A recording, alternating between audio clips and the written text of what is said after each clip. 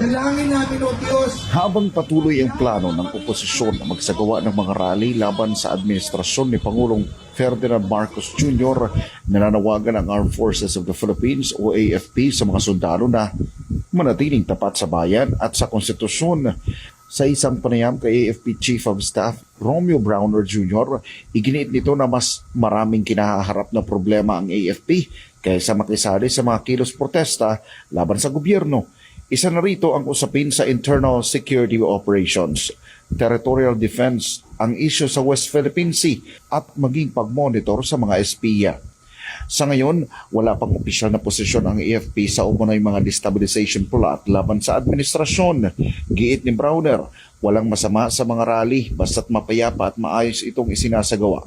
Sa ngayon, tuloy-tuloy anya ang kanyang pag-iikot sa mga kampo ng militar sa bansa para ipaalala ang katapatan nito sa kanilang propesyon. Hindi na rin anya kailangan ang loyalty check dahil buo ang tiwala niya sa disiplina ng tropa.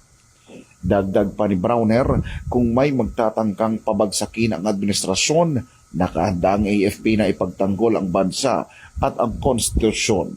Matatanda ang halos linggo-linggo na ang kilos protesta laban kay Pangulong Marcos Jr. kaugnay sa umunoy maanumalyang flood control projects. Maging ang AFP ay nasangkot din sa isyu ng ghost projects, bagay na agad nila itong itinanggi.